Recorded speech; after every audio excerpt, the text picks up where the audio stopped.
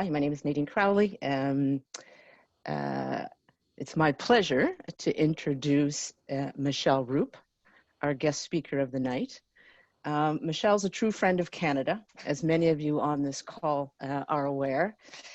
She's been a clinician at Karen Lesuc's Next Level Officiating Camp since its inception, where she's helped to fine-tune the officiating skills of many young Canadian officials, and probably some who are on this call.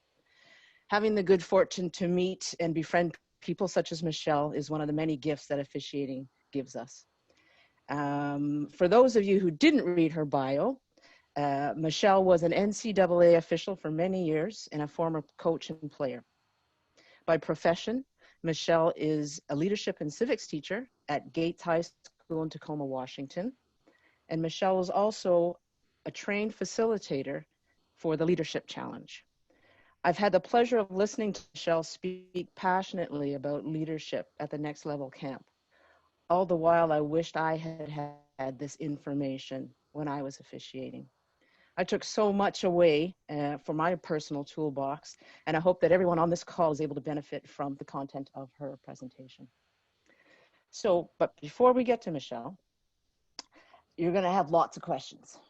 So what I want to direct you to do is that if you do have questions, please direct them to the questions person in the chat box. And if there are technical issues, please hit technical help, and Amber will help you out with that. All right, so without further ado, please let me introduce Michele Rupe.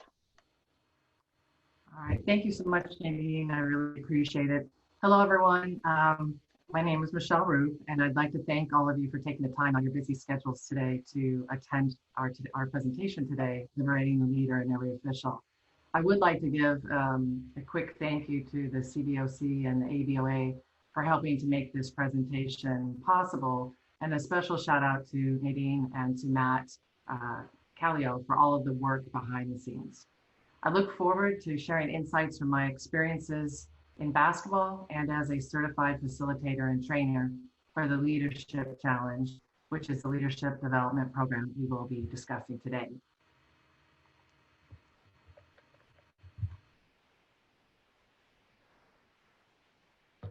So how many of you have been encouraged to, or you have wanted to, step up as a leader in officiating? If so, where did you go to learn those skills of leadership? Did you find those skills in your rule book, in your mechanics book? Or did you cross your fingers and hope that somehow, some way, you would magically acquire these skills by working more games or being named the crew chief? Just like in all other areas of officiating, I believe leadership is learned. And this presentation will provide the knowledge and the skills for every official to liberate the leader within themselves, whether you're a new official or a veteran official or anywhere in between. Today, I'm going to share with you 5 core beliefs that I've developed around leadership after an extensive career in sport and leadership development. I'm going to introduce the skills required to develop leadership. I really want this to be a presentation where you're able to take away information that you can use immediately. And I'm going to challenge you to begin, or maybe for some of you, to continue your personal leadership exploration. My hope is that by the end of this presentation, you will see that including leadership development as a core component of an official's overall development is critical, not only for the growth of the individual, but the growth for our organizations as well.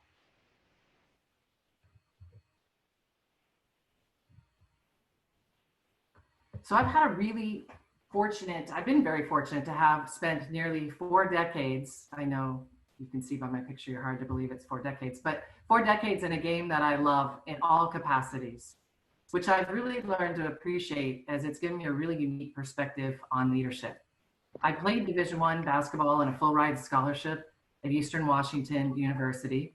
And after 4 years as the head coach of Kentucky Wesleyan College's Division II program, I spent the next 20 years or so officiating at the high school level, community college, Division II, and Division III levels. My experiences as a player, coach, and official were amazing. I often tell people how grateful I am for the opportunities that basketball provided for me. And although I wouldn't trade those experiences for anything, I have now come to realize that I missed out on some leadership development opportunities along the way. Not because the opportunities weren't there, but because there's this inherent belief that if you just participated, in my case in sport, that you would automatically acquire leadership skills. But from my experiences, that wasn't true. I have to say, I actually bumbled around for quite a few years before I started to connect the leadership dots. And ever since this realization, it's really been my mission to help others connect those dots. All of my experiences have led to 5 core beliefs around leadership development that I'd like to share with you tonight.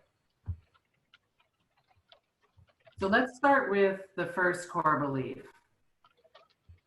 Leadership is everyone's business. I've had the opportunity to work in many different venues in leadership development. And to be honest, the core beliefs are the same for all. And although I'm extremely passionate about leadership development for everyone, everywhere, I find myself especially excited about working with officials, partly because of my history with the game overall, and partly because I think it's an unexplored area of officiating that, when fully incorporated, I don't think there's anyone out there who doesn't believe leadership development is good for our vocation. I just think there are different views on how this takes place. I strongly believe the way of thinking that includes I can't or they can't really lead until they're a crew chief, or I can't or they can't really lead until they've been in the organization for a certain number of years, stunts our growth and development as officials and of our organizations. Not everyone will be at the exact same place in their leadership development. We will still have crew chiefs, we'll have new officials, veteran officials, but everyone can be working on their leadership development no matter where they are in their journey. And when we approach leadership as everyone's business, everyone benefits, not only officials and organizations, but also the major stakeholders of the game. Core belief number 2, leadership can be learned. One of the biggest challenges that I have faced in facilitating leadership development over the years is when I encounter people who believe leaders are born, they're not made. Or when I encounter people who say leadership is something that you either have or you don't have. Jim Kouzes and Barry Posner, they are the authors of the Leadership Challenge, have encountered this as well. And here's their response. Leadership is not something mystical, some mystical quality that only a few people have and everyone else doesn't, which then led us to the argument that leaders were made and not born. Leadership is not a gene that is only available to a talented few. Another quote that I like to use is from the legendary Green Bay Packers coach, Vince Lombardi. He said, leaders are made. They are not born. They are made by hard effort, which is the price all of us must pay to achieve any goal that is worthwhile. In my opinion, we really need to stop putting leadership development on a pedestal, that it is something for only the lucky few, or for the privileged, or for the winners of the leadership lottery. I shared with you a little bit earlier about my experiences. I consider myself, well, let me go over this first. If you look at my titles, positions, and years, I spent about 20 years in officiating, many times named the crew chief. I spent 10 years of coaching, with 4 of those being the head coach. I was a high school captain, my college team captain. In my current position as a social studies teacher, I am the department chair. I'm on my principal's leadership team, and I'm just finishing up my 14th year of teaching. I consider myself a leader, but it's not because of these titles and these positions and the years of experience. I consider myself a leader because I'm constantly working on the skills of leadership. For example, I work really hard every day to set a personal example of what I expect of others. I speak with passion about the higher purposes and the meaning of what we're doing. I look for ways to develop and challenge my skills and abilities. I treat others with dignity and respect. I express appreciation for the contributions that people make. When we take the magical, the mystical, the unattainable out of leadership development, it becomes accessible to all who want to learn to lead and all that are willing to put in the hard effort, which is what Coach Lombardi said is the price all of us must pay to achieve any goal that is worthwhile. I believe leadership development and officiating is a goal that is worthwhile. Core belief number 3. Leadership development requires a growth mindset. Some of you may be familiar with Carol Dweck. Carol Dweck is a famous psychologist from Stanford, and she's done some incredible work on the impact of mindsets on academic achievement. Dweck has identified 2 types of mindsets.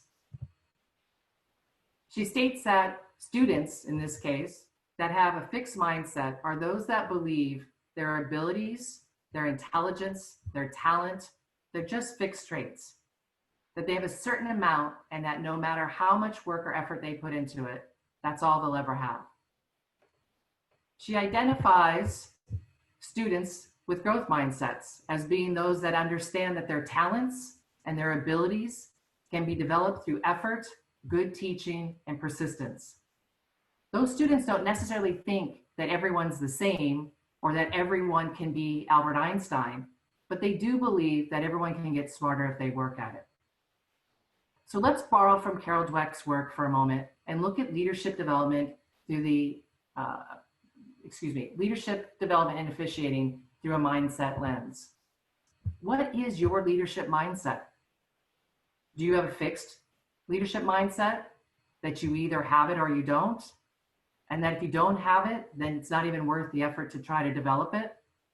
Or do you have a growth mindset, leadership mindset, that with the hard work, skill obtainment, and persistence, that you can learn and improve your leadership skills?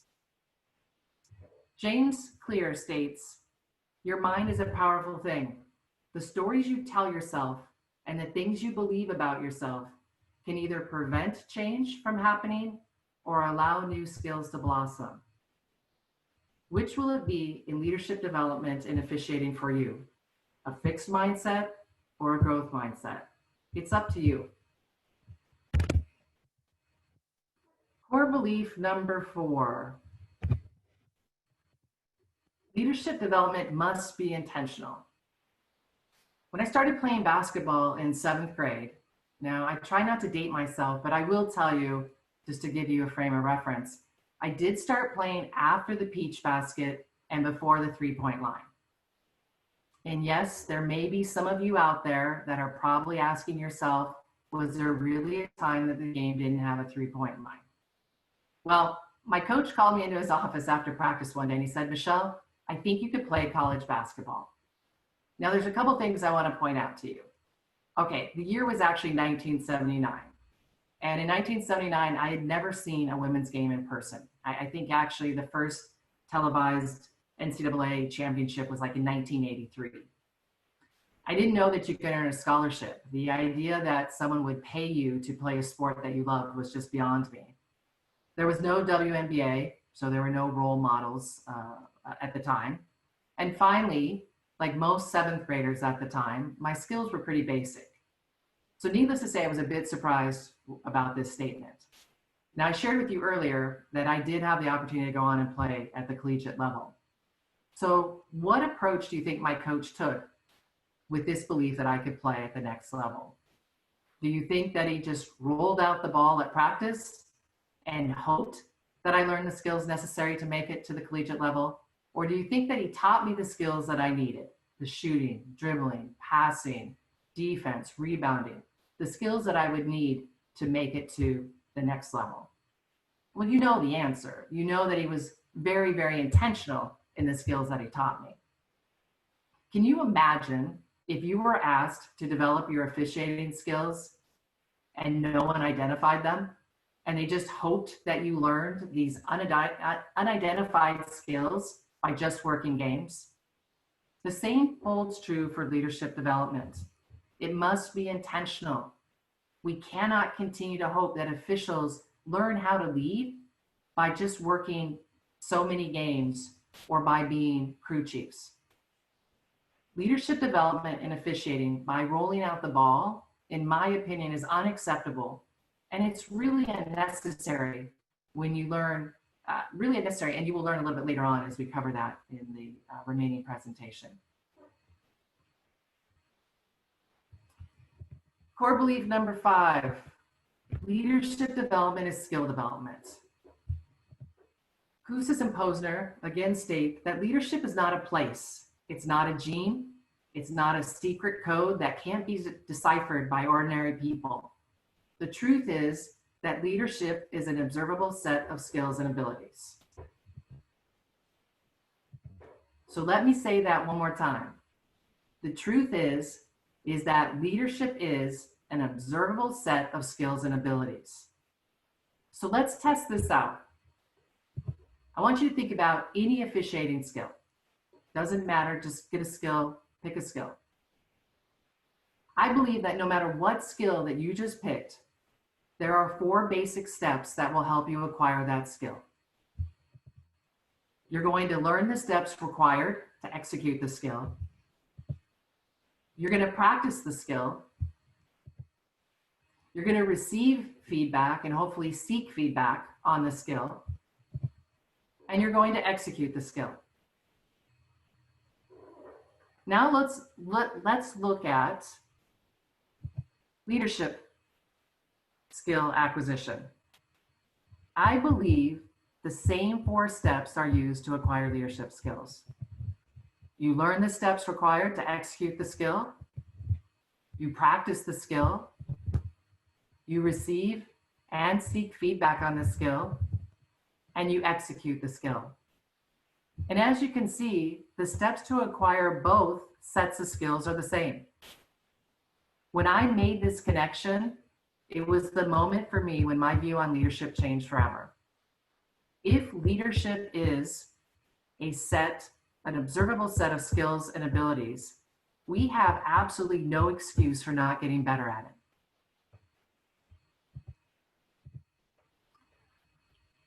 All right, so those are my 5 core beliefs after, again, nearly 4 decades in the game. Remember at the very beginning when I said it was my hope that by the end of this presentation that you would see that including leadership development as a core component of an official's overall development is critical. So this is where I want to check in with you. I believe that in addition to the core components of officiating, rules knowledge and application, mechanics knowledge and application, court positioning, appearance, physical fitness, I believe we must add leadership development.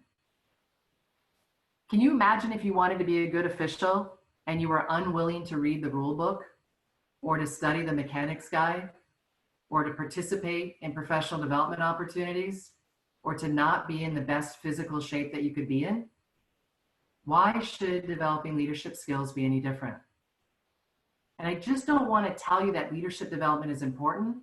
I want to provide the tools and strategies that will allow you to build those skills.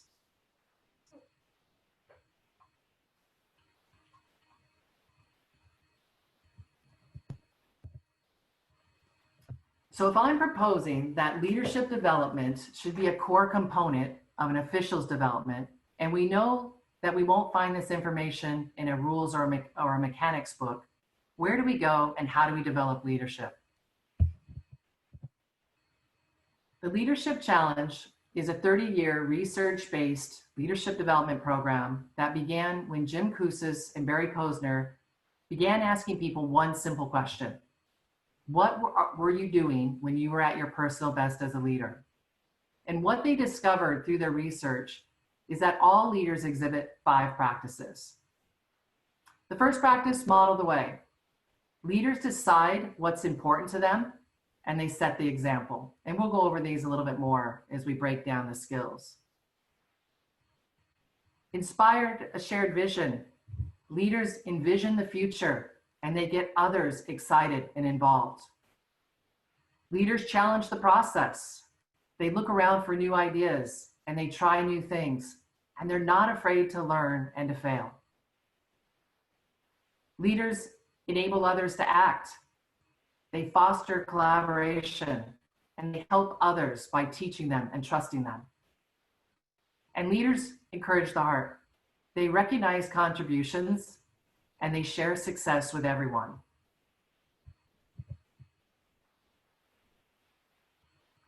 So now it's time for us to get started, to get to work and start looking at your own personal leadership and starting that exploration. So here's how this is going to work. I know this is tough because we're on a call and I don't get to see all your faces and work with you in person, but I think this is a really great opportunity for you to start that personal leadership exploration. So what we're going to do is I'm going to present each one of the practices one at a time. Each practice has a total of 6 skills for an overall total of 30 leadership skills that we're going to look at. And as I go over each practice, I'm going to ask you to evaluate yourself on each skill. You will find that some of these skills you already exhibit frequently. Maybe some you exhibit often. Some maybe once in a while. And you're going to see and find out that there are some that you rarely and very seldom exhibit. There'll even be some skills listed here that you didn't consider to be leadership skills. As you go through this, be honest with yourself, right? No one has to see this right now. This is just your individual personal leadership exploration. Be honest as you evaluate yourself on each skill. And for me, that means that you're going to acknowledge and reinforce the skills that you exhibit often or very frequently. Keep those in your toolkit. Know that those are the skills that really, that you do well. And most importantly, I'm going to encourage you to welcome the discovery of the skills you can improve upon. Those skills that you evaluate yourself as skills that you rarely or only once in a while exhibit. This is where the true growth and learning is going to take place, by that honest evaluation and that ability to welcome the opportunity to grow those skills that aren't maybe you aren't showing as frequently right now. So hopefully that makes sense, and I'm looking forward to you guys starting this journey. So let's start with model the way. These are the 6 skills of model the way, and the more frequently you exhibit these skills, the more frequently you will be better at modeling the way, which is one of the 5 practices of the leadership development program. When it comes to modeling the way, excellent leaders know that they need to identify and articulate their personal values, what it is that they represent. People follow people, not words on paper. So leaders must demonstrate that they stand behind their values and demonstrate what they mean what they say with action. So, do you set a personal example of what you expect of others? And you can see on the bottom that the scale that's used is 1 is that you rarely or seldom do this, 2 once in a while, 3 sometimes, 4 often, and 5 very frequently. I spend time making sure people behave consistently with the principles and standards we have agreed upon. I follow through on the promises and commitments I make. I seek to understand how my actions affect other people's performance. I make sure that people support the values we have agreed upon. I talk about my values and the principles that guide my actions. So take a moment, rate yourself, be honest. Are there some of these skills that are just part of who you are, the core of who you are? Are there some of these skills that could use some work? Are there some of these that you already do and can say to yourself, look, I'm already doing leadership. I just didn't know it. So take the opportunity to go through and evaluate yourself on each one of those skills of Model the Way.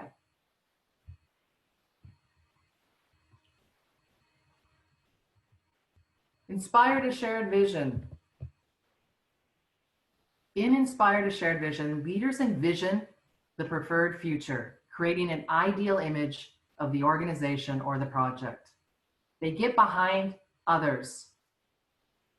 behind and create a vision by vividly expressing their passion.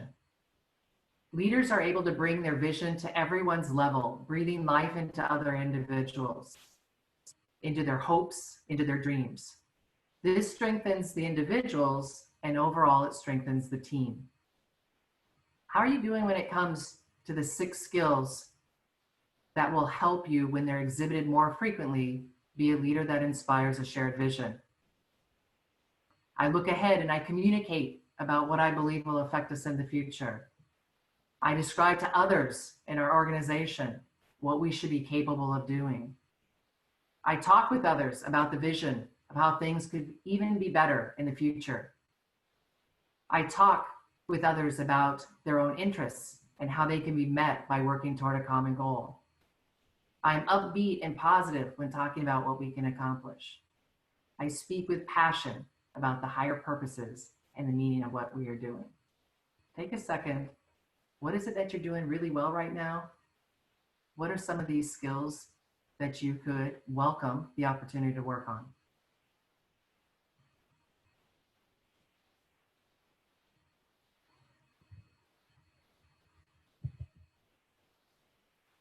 Challenge the process. Leaders are people who challenge the process. They challenge themselves to ensure that they grow and learn. They realize that it is important to experiment and take risks, and they are constantly looking for innovative improvement ideas. This means, of course, though, that leaders learn from their mistakes and blunders, as well as from their success and their triumphs, making it possible for the rest of those that they are around to do the same. Again, how are you doing when it comes to the skill set or the skills required to challenge the process? I look for ways to develop and challenge my skills and abilities. I look for ways that others can try out new ideas and methods. I search for innovative ways to improve what we are doing. When things don't go as expected, I ask, what can we learn from this experience? I make sure that big projects we undertake are broken down into smaller and doable parts. I take initiative in experimenting with the way things can be done. What are the skills that you're doing well? What are the skills that you're going to welcome the opportunity to improve upon?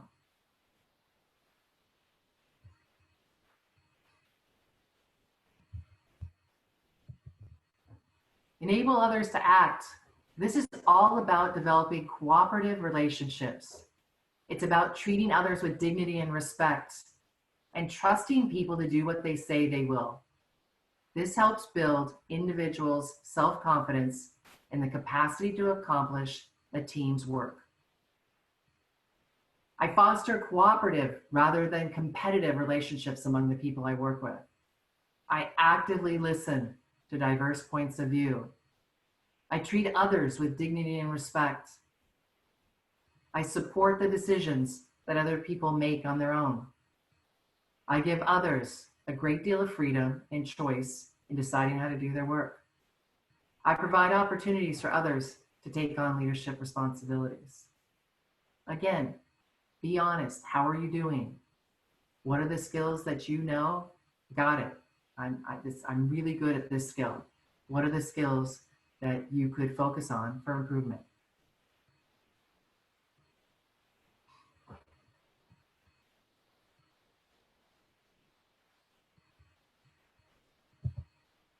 And the 5th practice, encourage the heart. Leaders who encourage the heart, they understand that people will accomplish extraordinary things when they know someone cares and appreciates their dedication. Leaders recognize contributions that individuals make, and they celebrate the accomplishment that teams make. So the 6 skills for encourage the heart. I praise people for a job well done. I encourage others as they work on activities and programs in our organization.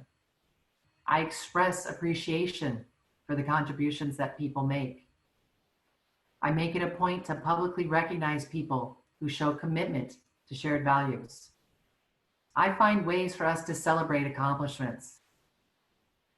I make sure that people are creatively recognized for their contributions.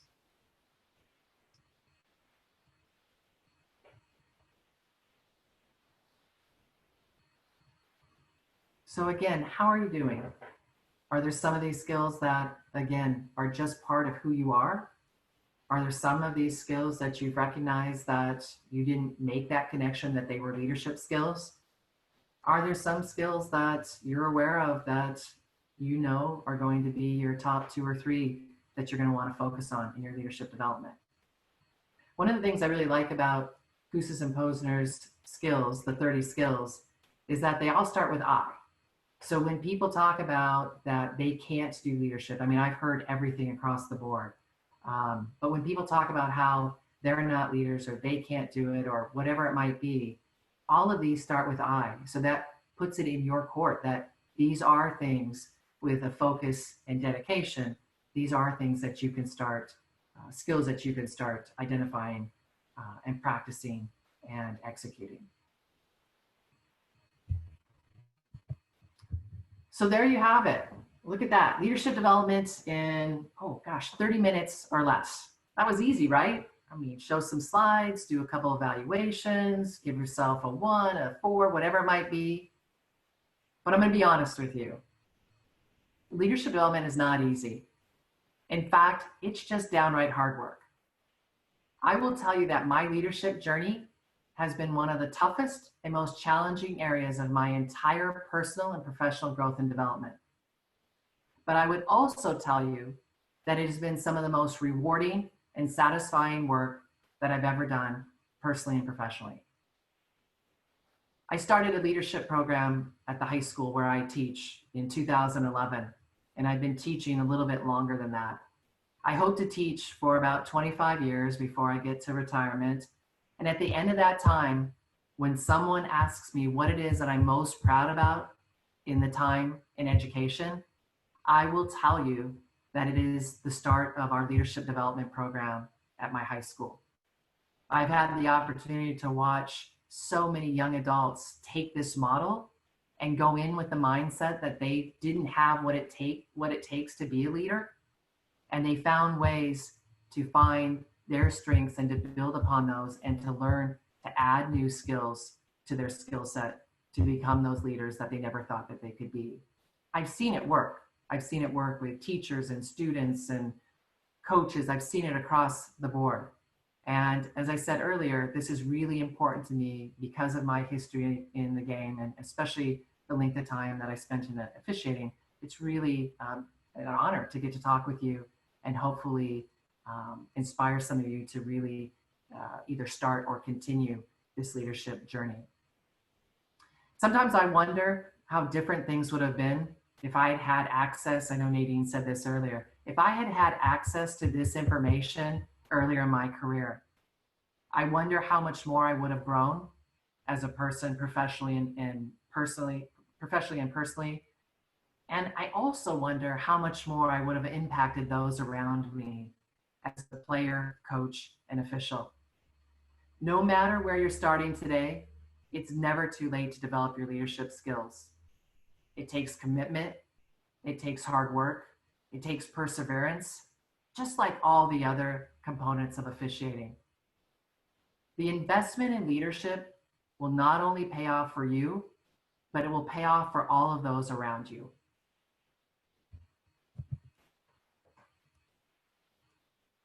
Can you imagine being an official or working with officials that were able to identify their own strengths and their areas to improve?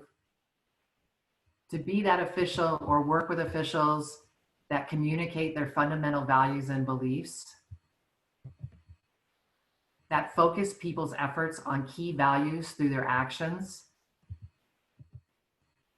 to be that official and or to work with those officials that can imagine their own image, create an own image of their future. They can express that they inspire others to share a common vision,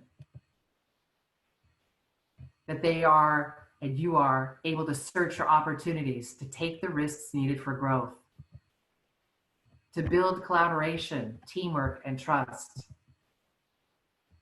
to be that official and to work with other officials that strengthen the ability of others to excel, and to recognize the accomplishments of others. I don't know about you, this would be the ideal environment that I would want to work in as an official. Theodore Roosevelt, the 26th president of the United States, once said, I had to throw that in because I'm a history teacher, nothing worth having comes easy. Leadership development and officiating won't be easy, but it is well worth it for all of those involved.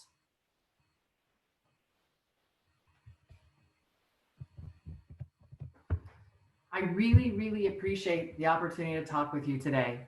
And I think even in a short amount of time, we're going on 40 minutes or so, I think we've accomplished quite a bit. And probably I've thrown a lot of information at you in a short amount of time. And if you're anything like me, you're doing a lot of processing right now, and that's great. I really want to make sure that you realize we got, like I said, we got a lot accomplished today. We had a chance to look at 5 core beliefs around leadership development. We were able to identify the skills that actually will lead to leadership development. And you've been challenged to either start or continue your personal leadership exploration. I really hope that all of you are able to leave today with at least one thing that you can take with you that you can use immediately in your own personal leadership development. As we wrap up, I really wanted to let you know this as well too. This was important for me to share this with you. Due to copyright agreements that I have with the owners of the Leadership Challenge with their brand, I am required to pay them for the distribution of materials. And I'm telling you this because 2 reasons. If I could send all of this material to you at no cost, I would absolutely do that. But if you are, and the other reason is, if you are interested and want to have access to the information that I shared with tonight, along with some other information that I've created, if you send me an email, I would be glad to get in touch with you and talk with you and share the details of how you could do that. I also am throwing out my email. If you have any questions, if you have feedback for me about this presentation, if you're like, Michele, that's absolutely ridiculous, what were you thinking? Or, hey, Michele, this is really cool, I've had this experience, maybe you could add it to your presentation. Anything you have to share, either way, please feel free to do that. And I promise you that I will return your email as soon as possible. I really, again, want to thank you for the opportunity, and I wish you all the very best in your upcoming seasons. Thank you. Thanks, Michele. We have a couple questions here for you, if you are willing to take a few extra minutes here. Sure. So the first one is, as a referee, how do you create trust with officials, players, parents, and supporters in leadership?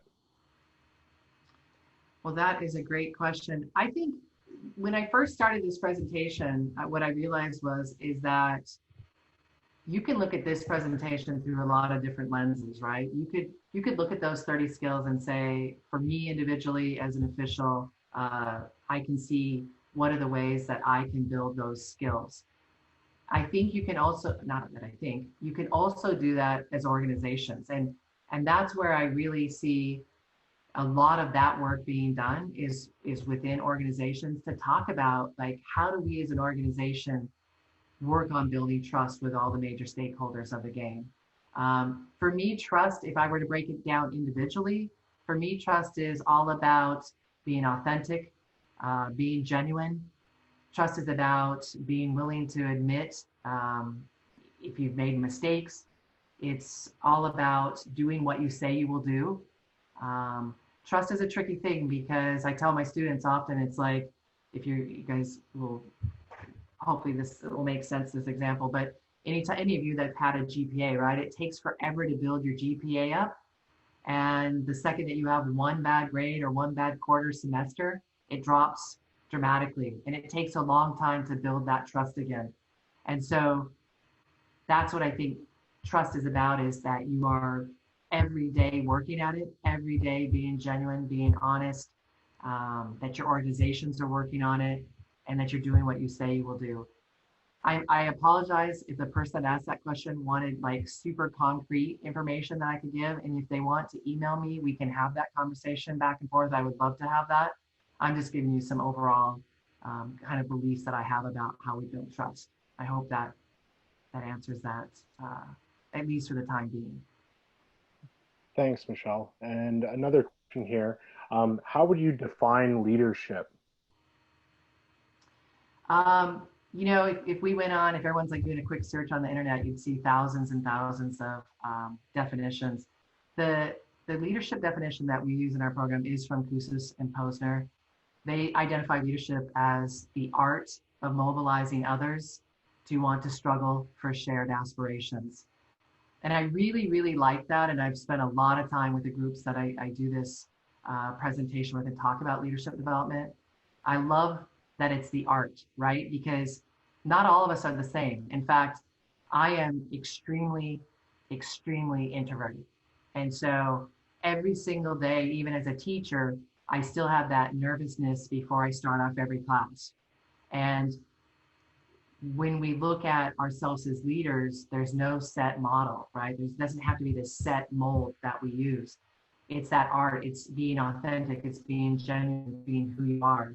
And I tell my students that when I first started out playing, you know, I tried to be other players. And when I decided that I was Michele Rupe, the basketball player, I was better. When I started coaching, I wanted to be Pat Summit. And when I finally realized I was Michele Rupe, the coach, I was much better. Officiating, I had a lot of people that I could plug in their names, that I wanted to be them. And when I decided that I was Michele Rupe, the official, I was much better. And so I love that art piece. Mobilizing others.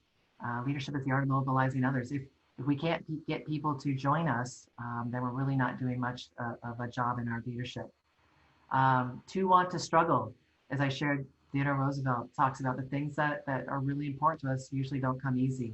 And we have to go into it knowing that it's going to be a lot of work. Leadership will be a lot of work.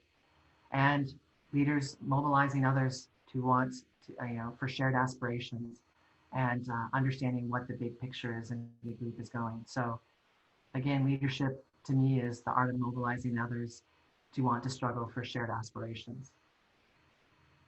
Thanks, Michele. And then building on that now, how do we incorporate leadership into our pregame discussions with crews? Gosh, that's a good one. I wish we were all like, we could all talk here in person and share ideas about how to do that. I don't know if it's, I'd have to give that some thought. And again, whoever wrote that, please email me because I'd love to talk with you about this. I think a lot of it is, it can be even some of the things you do prior to sitting down in a pregame, right? It's making sure that you contact your partners. It's making sure that you show up at the time you're supposed to show up. You know, it's honoring all of the commitments that you make as a crew. I remember that I worked with an official that he would 2 or 3 days before the game, he would send out the part of the pregame that you were going to facilitate. And I remember thinking that was, well, it was a little stressful because he was a big time veteran official. But I remember thinking how much of a leadership thing that was, because he allowed the enable others to act, where he made us and our voices be heard and let us have some ownership in that.